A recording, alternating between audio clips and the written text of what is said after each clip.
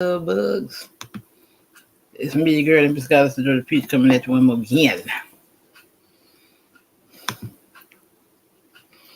Let's get in here with the Gnostic creation of the world.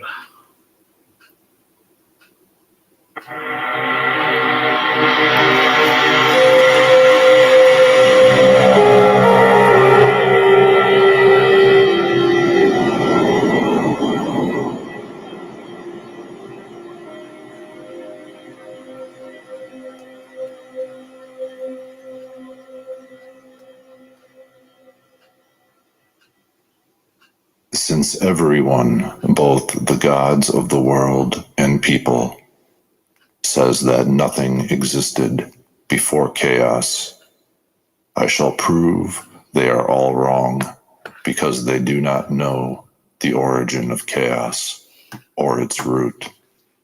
Here is the proof. Although certainly people in general are inclined to say that chaos is darkness, in actuality, chaos comes from a shadow, and it is the shadow that has been called darkness. The shadow comes from something that has existed from the beginning, and so it is obvious that something in the beginning existed before chaos came into being, and chaos came after what was in the beginning. Let us consider the facts of the matter, and particularly what was the beginning, from which chaos came. In this way will the truth be clearly demonstrated. After the world of the immortals was brought to completion out of the infinite, a being with this likeness, called Sophia, flowed from the Pistis. This being expressed its wish that it come to resemble the first light, and at once its wish appeared as a heavenly likeness with an incomprehensible greatness. This being came to be between the immortals and what came after them, like what is above, and Sophia served as a veil separating humanity from the things above. The aeon of truth has no shadow within it, because infinite light shines everywhere within it. There is a shadow, however, outside it. The shadow has been called darkness. From the shadow appeared a power set over the darkness, and the powers that came afterward called the shadow limitless chaos. From it, every sort of deity emerged, one after another, along with the whole world. So the shadow came after something that existed in the beginning, and then it became visible. The abyss also came from Pistis, whom we have mentioned. The shadow sensed that there was one stronger than it. It was jealous, and when it became pregnant by itself, all of a sudden it gave birth to envy. Since then, the principle of envy has appeared in all the aeons and their worlds. But envy turned out to be an aborted fetus without any spirit in it, and it came into being as a shadow in an expanse of watery substance. Bitter wrath came into being from the shadow and was cast into a region of chaos. Since that day, watery substance has been visible. What lurked in the shadow flowed out and appeared in chaos, just as all the afterbirth of a woman who gives birth to a baby flows out, so also the matter that came into being from the shadow was cast out. Matter did not come out of chaos. It was in chaos, in a region of chaos. After these things happened, Pistis came and appeared over chaotic matter, which had been expelled like an aborted fetus, without any spirit in it. For chaos is all limitless darkness and unfathomable water. When Pistis saw what came into being from her deficiency, she was disturbed, and her disturbance appeared as something frightful, and it fled to her in the chaos. She turned to it and blew into its face in the abyss, below all of the heavens. When Pistis Sophia wanted to cause this thing with no spirit to be made into a likeness of the divine, and rule over matter and all its powers, for the first time an archon appeared out of the waters, lion-like in appearance, androgynous, with great authority in himself, but ignorant of where he came from. When Pistis Sophia saw him moving in the depths of the waters, she said to him, "Young man, move over here," which is the meaning of Yaldabaoth. Since then, the faculty of speech has come to expression, and the faculty of speech pertains to the gods, angels, and people. The gods, angels, and people have brought to completion what has come into being by means of the word. The ruler, Yaldabaoth, is ignorant of the power of Pistis. He did not see her face, but in the water he saw the likeness that spoke to him, and from that voice he called himself Yaldabaoth. Those who are perfect call him Ariel, because he is like a lion. After Yaldabaoth assumed authority over matter, Pistis Sophia withdrew up to her light. When the ruler saw his greatness, he saw only himself, and nothing else except water and darkness. He thought that only he existed. His thought was completed by means of the word, and it appeared as a spirit moving to and fro over the waters. When the spirit appeared, the ruler separated the watery substance to one region, and the dry substance to another region. From matter, the ruler created for himself a dwelling place and called it heaven, and from matter he created a footstool and called it earth. After this, the ruler had a thought in accordance with his nature, and he created an androgynous being by the means of the word. He opened his mouth and cooed to him. The child opened his eyes and saw his father, and he said to him, "E." So his father called him Yao. The ruler created a second son and cooed to him. The child opened his eyes and said to his father, "Eh." So his father called him Eloe. The ruler created a third son and cooed to him. The child opened his eyes and said to his father, "Az." So his father called him Astapheos. These are the three sons of their father. 7 androgynous beings appeared in chaos, and they have masculine names and feminine names. Yaldabaoth's feminine name is Forethought, Sambathis, which designates the weak. His son is called Yao, and his feminine name is Mastery. Sebaoth's feminine name is Divinity.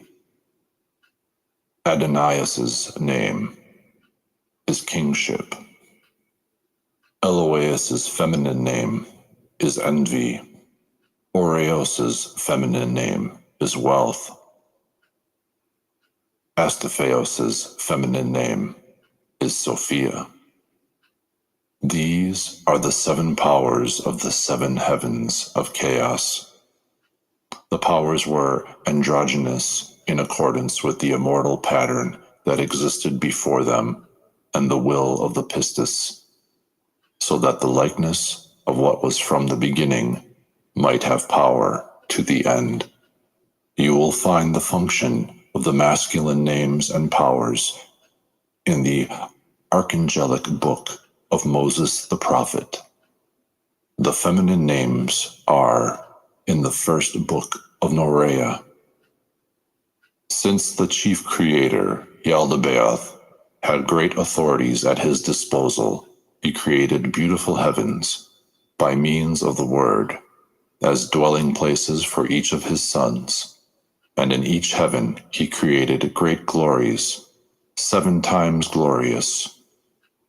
Each son had within his heaven thrones, mansions, temples, chariots, virgin spirits, and their glories, extending up to an invisible realm, as well as armies of divine, lordly, angelic, and archangelic powers, myriads without number, so they might serve.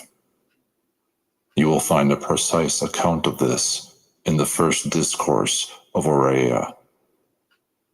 Everything was completed in this way, up to the 6th heaven, the heaven of Sophia.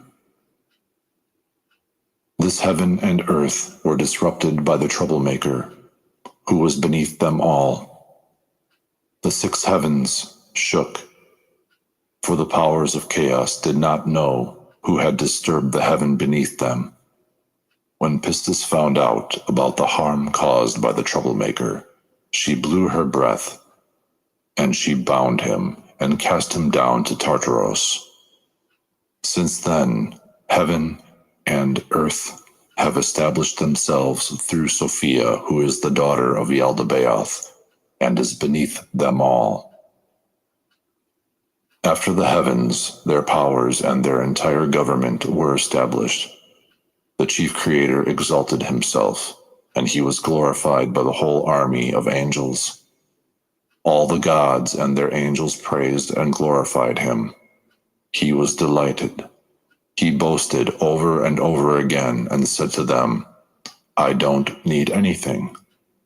He said, "I am God, and there is no other but me." When he said this, he sinned against all the immortals who speak forth, and they watched him carefully. When Pistis saw the impiety of the supreme ruler, she became angry. Without being seen, she said, "You are wrong, Samael," which means blind God. An enlightened, immortal human exists before you and will appear within the forms you have shaped. The human will trample upon you as potter's clay is trampled, and you will descend with those who are yours to your mother, the abyss. And when your work comes to an end, all the deficiency that appeared from truth will be dissolved. It will cease to be, and it will be like what never was. After Pistis said this, she revealed the likeness of her greatness in the waters, and then she withdrew up to her light. And Sabaoth, son of Yaldabaoth, heard the voice of Pistis. He sang songs of praise to her, but he condemned his father and mother on account of the word of Pistis. He glorified her because she told them about the immortal human and the light of the human. Pistis Sophia pointed her finger and poured over him light from her light, as a condemnation of his father. When Sabaoth was enlightened, he received great authority over all the powers of chaos, and since then he has been called Lord of the Powers. He hated his father, who is darkness, and his mother, who is the abyss. He loathed his sister, who is the thought of the chief creator and who moves to and fro over the waters. All of the authorities of chaos were jealous of Sabaoth because of his light. They were upset and they waged a great war in the seven heavens. When Pistis Sophia saw the war, she sent 7 archangels to Sabaoth from her light. The archangels carried him up to the 7th heaven and stood in his presence as his attendants. Then she sent 3 more archangels to him and established his kingdom above everyone, so that he might dwell above the 12 gods of chaos. When Sabaoth occupied the place of rest because of his repentance, Pistis also gave him her daughter Zoe with great authority, so that she might tell him about everything in the 8th heaven. And since he had authority, he first made himself a mansion. It is immense, magnificent, 7 times as great as all the mansions in the 7 heavens. In front of his mansion, he created a large throne on a chariot with 4 faces called cherubim.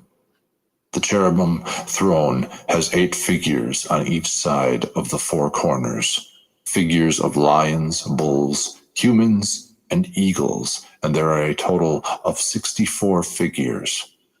7 archangels stand before the throne, Sabaoth. 7 archangels stand before the throne. Sabaoth is the 8th, and he has authority, and so there are 72 figures in all. From this chariot, the 72 gods took shape, so that they might rule over the languages of the 72 nations. Beside that throne, he created other serpent-like angels called seraphim, who glorify him unceasingly. Then he created a congregation of angels, thousands, myriads without number, which was like the congregation in the 8th heaven.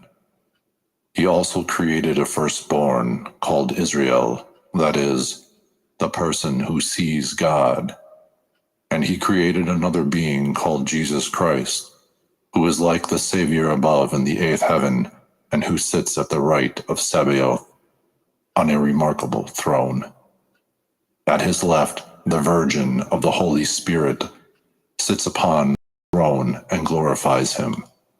7 virgins stand before her with 30 harps and lyres and trumpets in their hands, and they glorify him.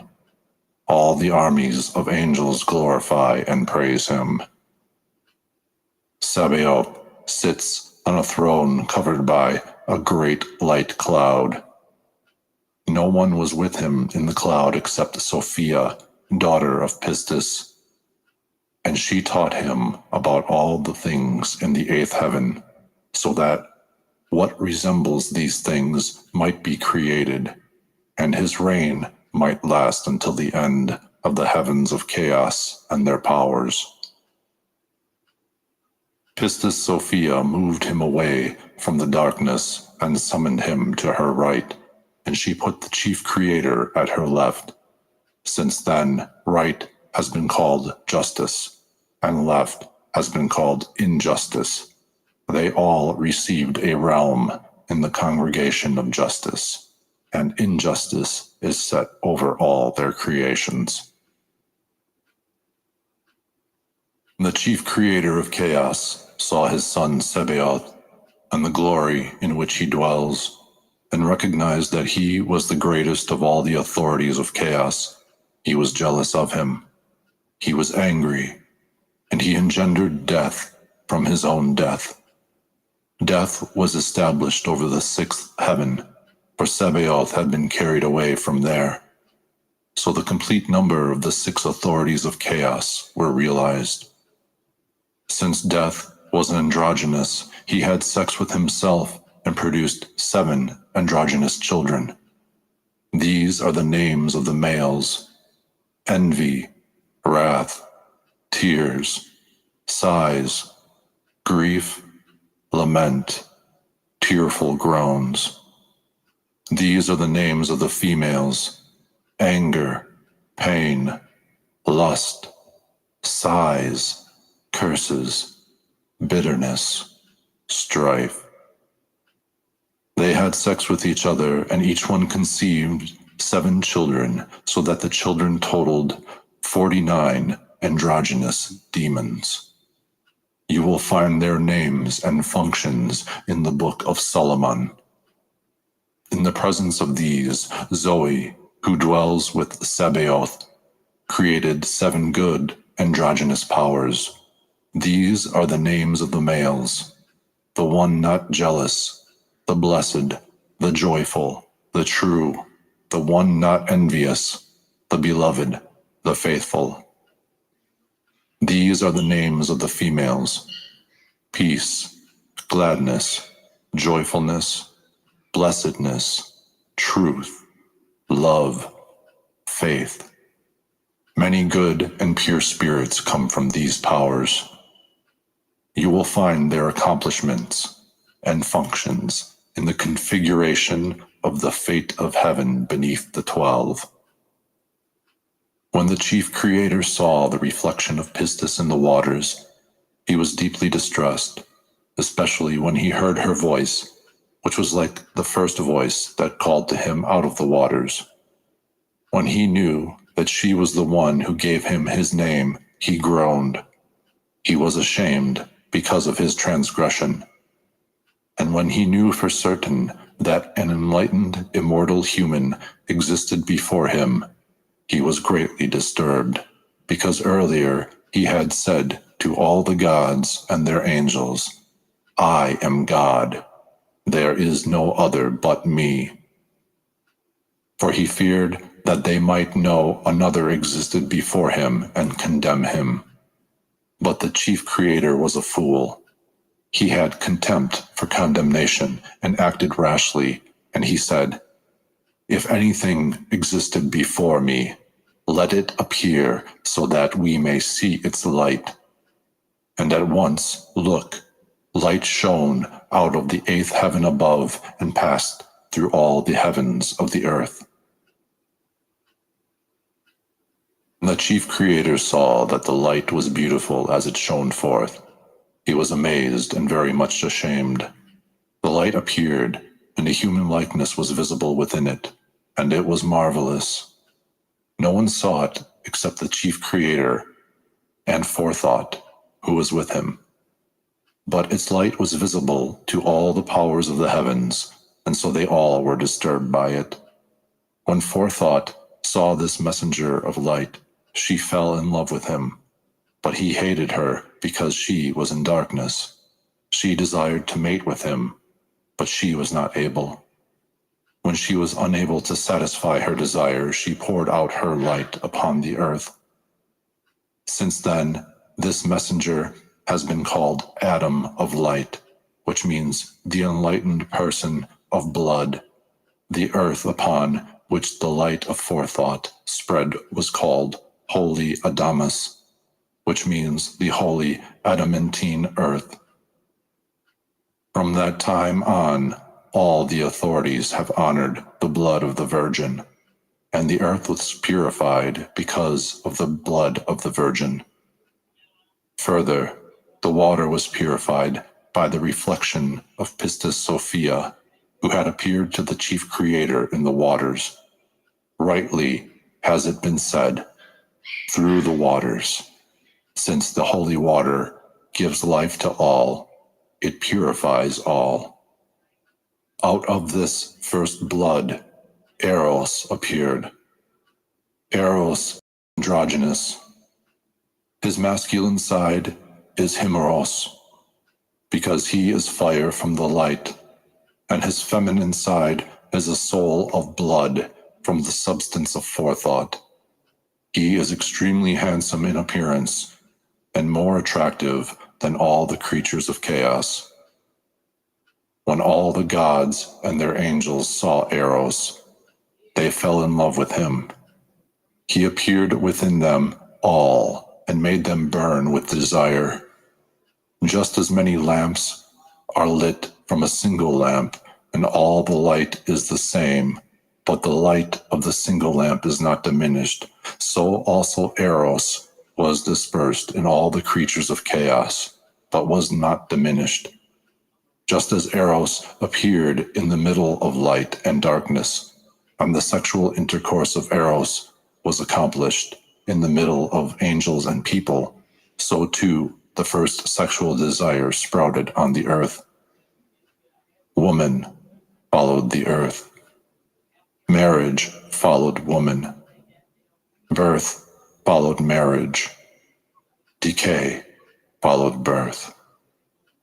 After Eros, a grapevine sprouted up from the blood that was shed upon the earth, and so those who drink of the fruit of the vine are filled with sexual desire. After the grapevine, a fig tree and a pomegranate tree sprouted up from the earth, along with the rest of the trees, of every kind, and the seed of the trees came from the semen of the authorities and their angels. Then justice created paradise.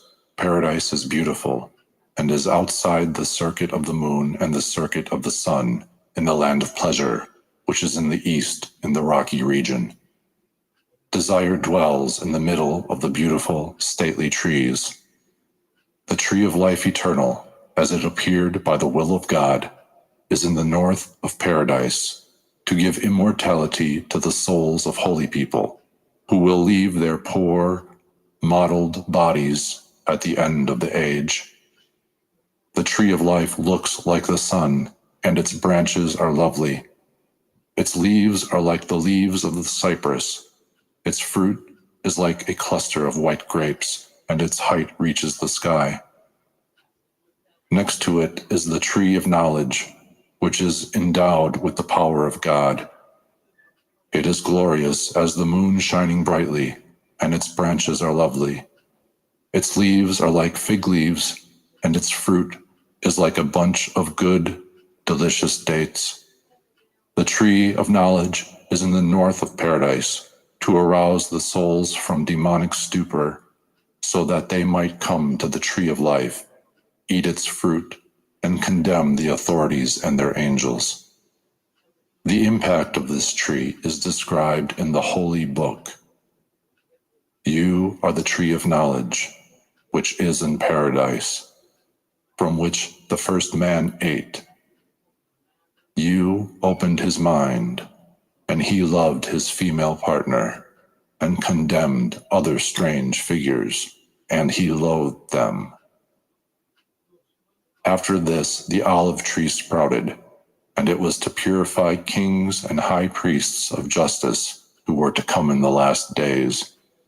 The olive tree appeared through the light of the first Adam, for the sake of the oil of anointing that kings and high priests would receive. The first soul, Psyche, loved Eros, who was with her, and she poured her blood upon him and upon the earth. From that blood, the first rose sprouted upon the earth, out of a thorn bush, to give joy to the light that would appear in the bramble. Next, beautiful, fragrant flowers of every kind sprouted upon the earth, from the blood of each of the virgin daughters of forethought. They fell in love with Eros, and poured their blood upon him and upon the earth. Next, plants of every kind sprouted upon the earth, and they had the seed of the authorities and their angels within them. Then the authorities created animals, reptiles, and birds of every kind from the waters, and they had the seed of the authorities and their angels within them. But before all this, when Adam of light appeared on the first day, he remained upon the earth about 2 days. He left the lower forethought in heaven and ascended toward his light, and at once darkness covered the whole world. When she wished, Sophia, who was in the lower heaven, received authority from Pistis and created great heavenly lights and all the stars, and she placed them in the sky to shine upon the earth and designate chronological signs, seasons, years, months, days, nights, moments, and so on. Thus, the whole region of the sky was organized. When Adam of light entered his light, which is the eighth heaven. He could not do so because of the poverty mingled with his light. So he created a great aeon for himself, and in that eternal realm he created 6 more realms and their worlds, which are 6 in number, and 7 times better than the heavens of chaos and their worlds. All these realms and their worlds are within the boundless region between the 8th heaven and chaos below it, and they are considered part of the world of poverty. If you want to understand the organization of all these, you will find it described in the 7th cosmos of Hierelius the prophet. Before Adam of Light made his return, the authorities saw him in chaos. They laughed at the chief creator because he lied when he said, "I am God, no one exists before me." When they came to the chief creator, they said, "Is this being not the God who ruined our work?" He answered and said, "Yes. If you do not want him to be able to ruin our work, come, let's create a human being out of earth in the image of our body and with a likeness to this being to serve us, so that when this being sees his likeness, he may fall in love with it. Then he will no longer ruin our work, and we shall make the children of the light our slaves for this entire age." All this happened in accordance with the Pistis' forethought, so that humanity might appear in this likeness and condemn the authorities because of their modeled bodies. For their modeled bodies contained the light. The authorities received knowledge they needed to create humanity.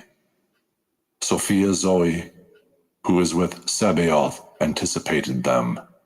She laughed at their decision because they are blind, and they created humanity in ignorance and against their own interests. They did not know what they were doing. So she anticipated them. She created her own human being first, so that he might tell the modeled bodies of the authorities how to despise them and how to escape them. The birth of the instructor happened like this. When Sophia let a drop of light fall, it landed on the water, and at once there appeared an androgynous human being. Sophia first made the drop into the form of a female body, and then she took the body and gave it shape like the mother who had appeared. She finished it in 12 months. An androgynous human being was born, whom the Greeks called Hermaphrodite. The Hebrews call the child's mother Eve of life, which means the female instructor of life, and the child born to her is Lord. Later, the authorities called the child the beast, so that it might lead their modeled bodies astray. The meaning of the beast is the instructor, for it turned out to be the wisest of all creatures. Eve is the first virgin, and she gave birth to her first child without a man. She was her own physician. For this reason, she is said to have declared, "I am part of my mother, and I am the mother. I am the wife. I am the virgin. I am pregnant. I am the physician. I am the comforter of birth pains. My husband produced me, and I am his mother, and he is my father and Lord. He is my strength. He speaks of what he wants reasonably. I am becoming, but I have given birth to a lordly person." This was revealed by the will of Sabaoth and his Christ to the souls who were going to enter the modeled bodies of the authorities, about whom the Holy Voice said, "Flourish and multiply, rule over all creatures." These souls were taken captive in accordance with their destinies by the chief creator, and they were locked up in the prisons of the modeled bodies until the end of the age. Then the chief creator voiced his opinion about humankind to those who were with him. Then each of them ejaculated his semen into the middle of the navel of the earth. Since then, the 7 archons have formed humanity with a body resembling their own body. But the likeness of humankind reflects the human being who appeared to them. The modeled body came into being, part by part, from each of the rulers, and the leader of the rulers created the brain and marrow. Afterward, the person appeared like the one before him.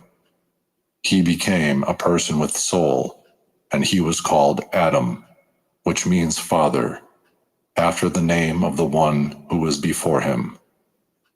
After Adam was made, the chief creator abandoned him as a lifeless vessel, since Adam was formed like an aborted fetus with no spirit. When the chief ruler recalled the word of Pistis, he was afraid that the true human might enter his modeled body and rule over it. So he left his modeled body 40 days without soul, and he withdrew and left him. On the 40th day, Sophia Zoe blew her breath into Adam, in whom there was no soul. He began to crawl on the ground, but he could not stand up.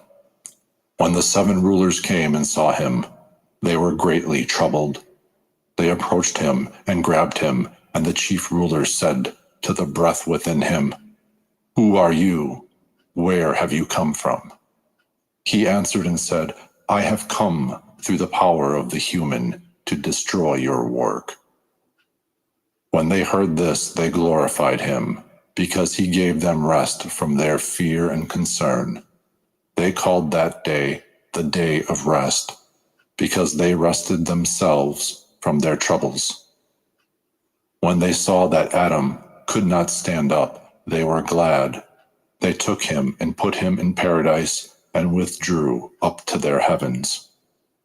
After the day of rest, Sophia sent her daughter Zoe, called Eve, as an instructor to raise Adam, in whom there was no soul, so that the children he would engender might be vessels of light.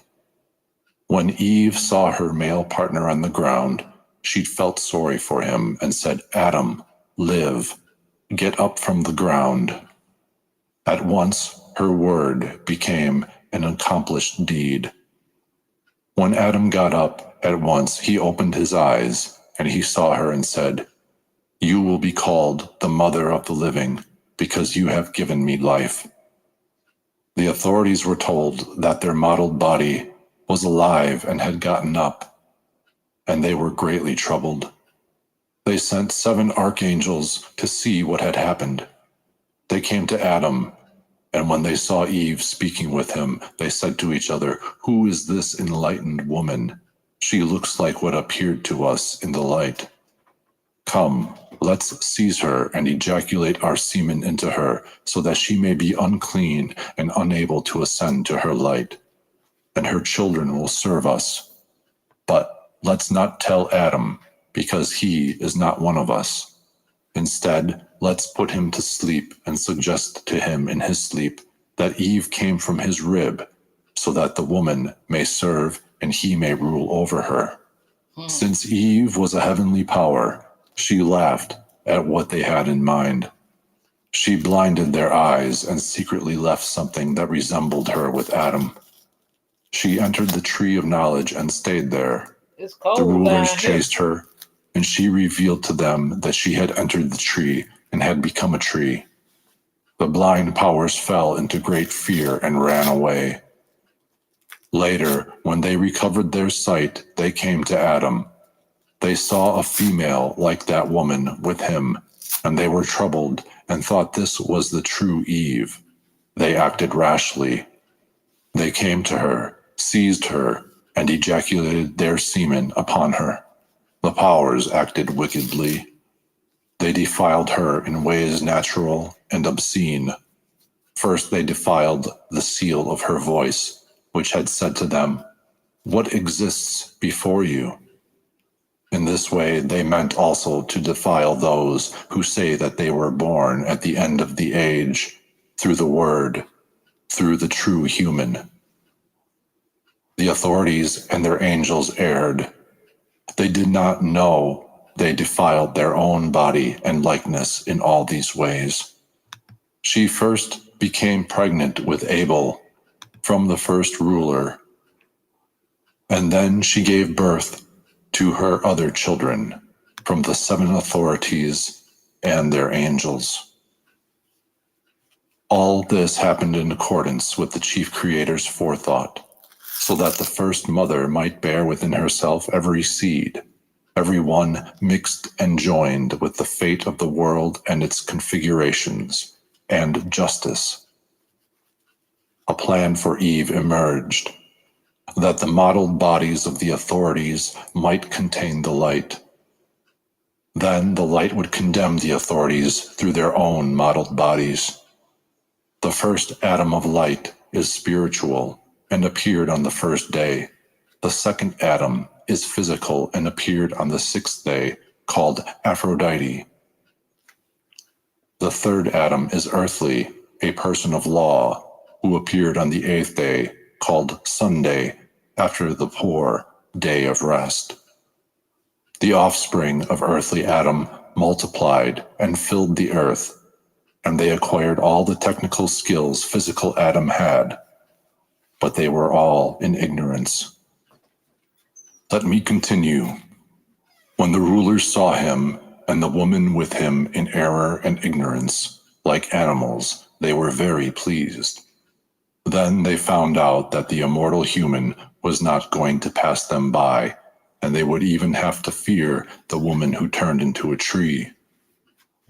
They were troubled and said, "Could this be the one who blinded us and taught us about the defiled woman who resembles the true human in order to overpower us?" The 7 hatched a plot. They approached Adam and Eve carefully and said to him, "You may eat the fruit of every tree created for you in paradise, but be careful not to eat from the tree of knowledge. If you eat, you will die." They gave them a great fright and withdrew up to their authorities. The beast, the wisest of all creatures, came by. When it saw the likeness of their mother Eve, it said to her, "What did God say to you? Do not eat from the tree of knowledge?" She said, "He not only said, 'Do not eat from it,' but 'Do not touch it, or you will die.'" The beast said to her, "Don't be afraid. You certainly will not die. He knows that when you eat from it, your minds will become sober, and you will be like gods, knowing the difference between evil and good people. He said this to you because he is jealous, so that you would not eat from it." Eve believed the words of the instructor. She looked at the tree and saw it was beautiful and appealing, and she liked it. She took some of its fruit and ate, and she gave it to her husband too, and he also ate. Their minds opened. When they had eaten, the light of knowledge shone on them. When they clothed themselves with shame, they knew they were stripped of knowledge. When they became sober, they saw they were naked, and they fell in love. When they saw their makers looked like beasts, they loathed them. They understood a great deal. When the rulers realized that Adam and Eve had broken their commandment, they entered a paradise and came to Adam and Eve with an earthquake and a great threat in order to see what happened as a result of the help that was given.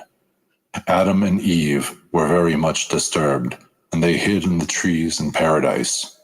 The rulers did not know where they were, and they said, "Adam, where are you?" He said, "I'm here. I was ashamed and hid because I was afraid of you." They said to him ignorantly, "Who told you about the shame with which you clothed yourselves, unless you ate from the tree?"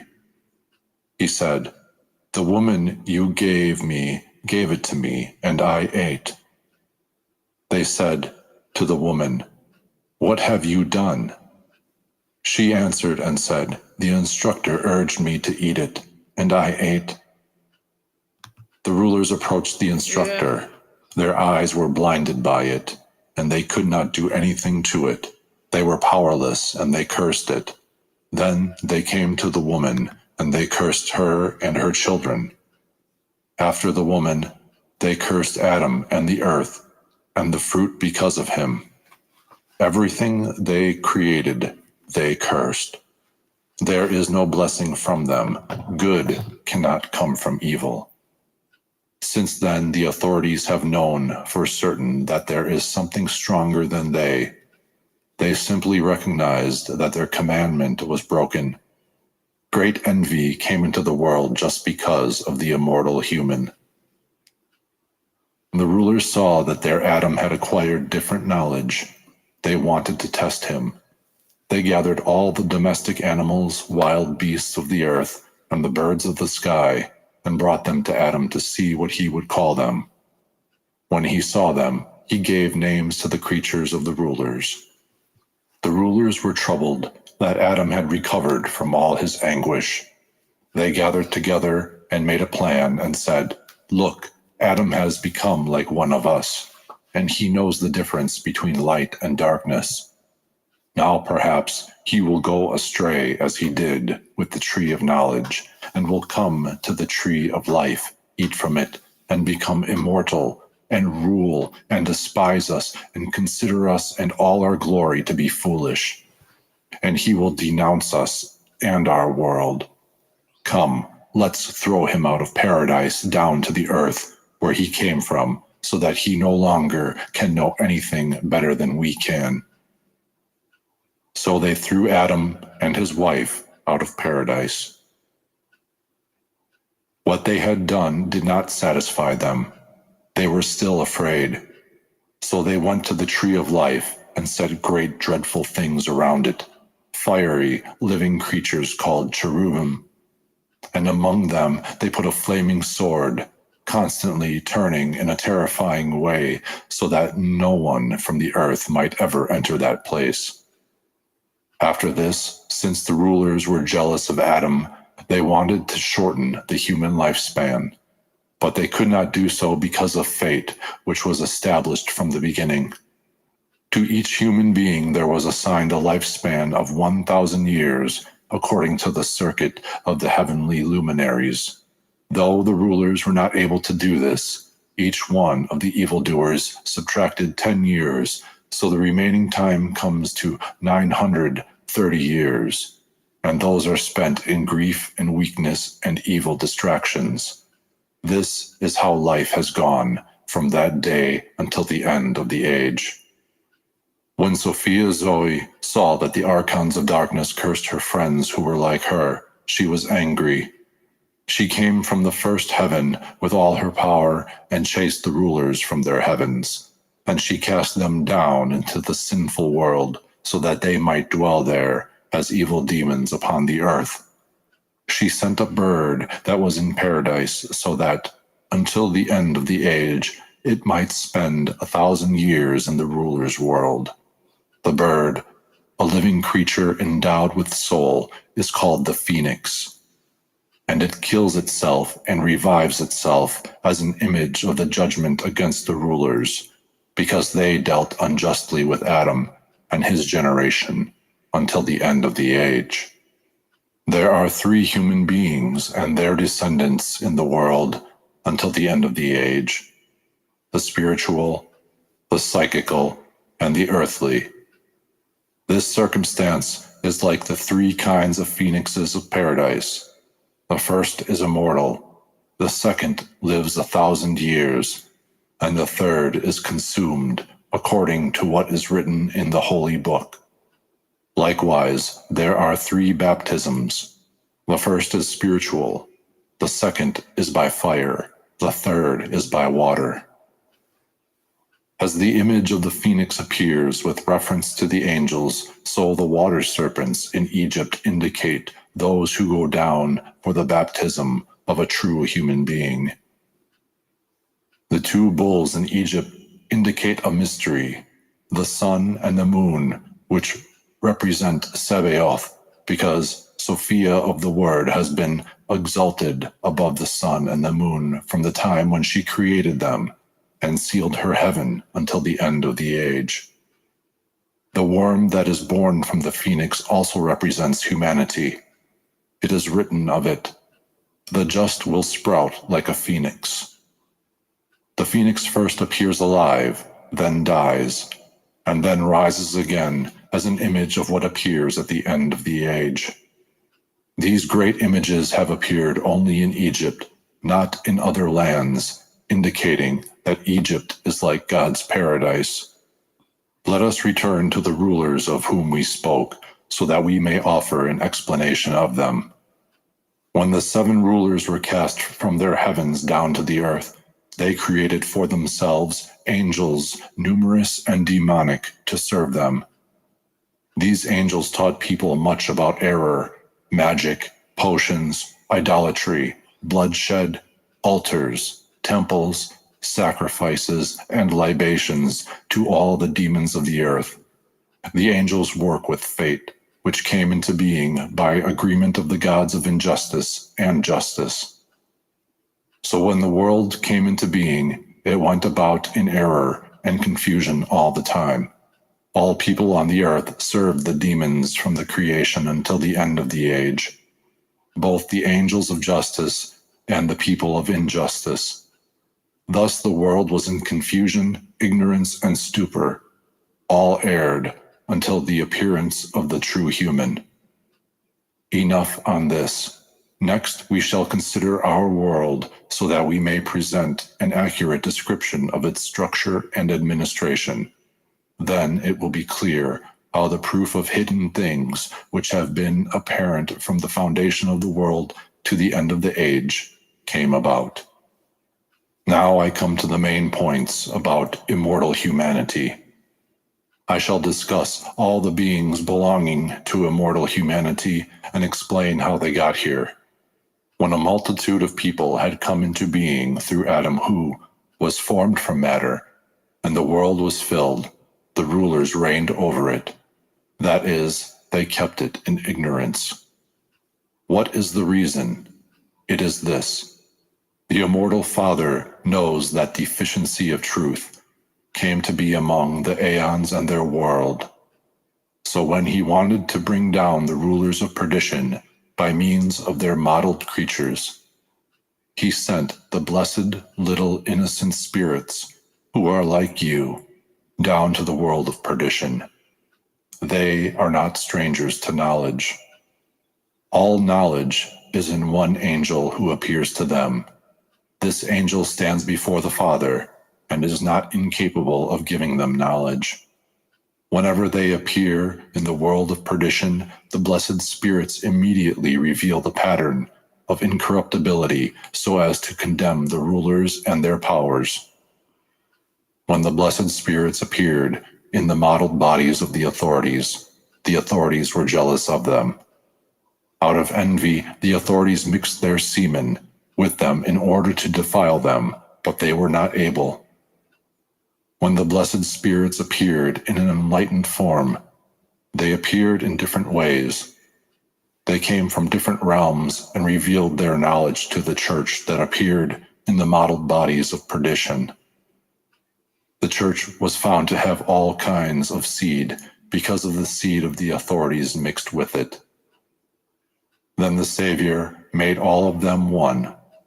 The spirits of these people proved to be superior, being blessed, but varying in election.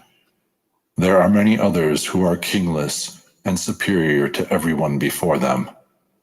So there are 4 generations. 3 generations belong to the kings of the 8th heaven, and the 4th generation, which is the most exalted, is kingless and perfect. These people will enter the holy place of their Father, and they will reside in rest and eternal, ineffable glory and ceaseless joy. They are already kings. They are the immortal within the mortal, and they will condemn the gods of chaos and their powers.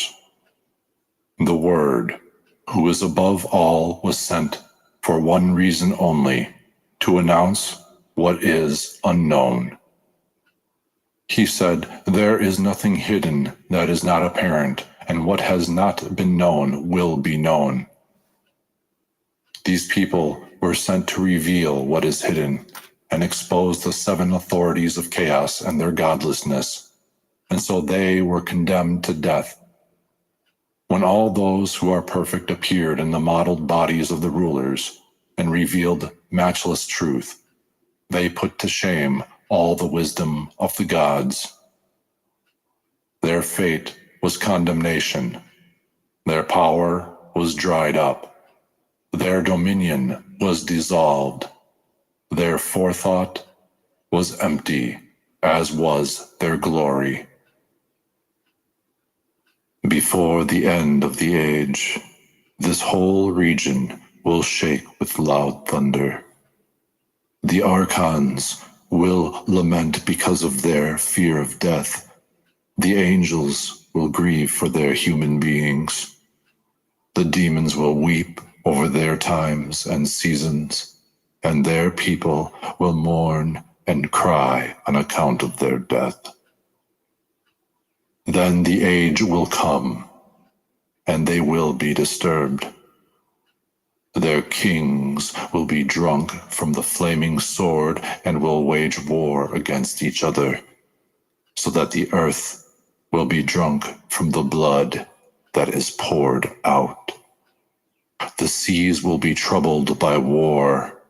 The sun will darken and the moon will lose its light. The stars of the sky will abandon their circuits, and loud thunder will roar from a great power above all the powers of chaos, where the firmament of the female is located. She had produced the first creation, and now she will put away her wise fire of afterthought and put on irrational wrath. Pistis Sophia will drive out the gods of chaos, whom she had created along with the chief creator, and she will cast them down to the abyss. They will be wiped out through their own injustice.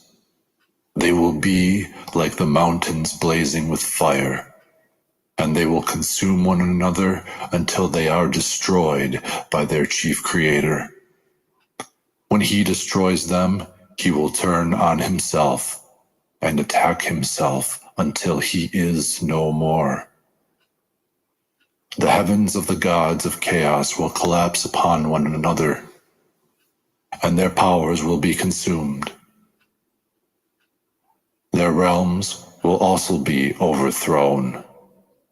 The chief creator's heaven will fall and split in half. His stars in their sphere will fall down to the earth, and the earth will not be able to endure them. They will fall down to the abyss, and the abyss will be overthrown. The light will overcome the darkness and banish it. The darkness will be like something that never was, and the source of darkness will be dissolved. Deficiency will be pulled out by its root and cast down into the darkness, and the light will withdraw up to its root. The glory of the unbegotten will appear and fill all the eternal realms when the prophets and the writings of the rulers are revealed and fulfilled by who are called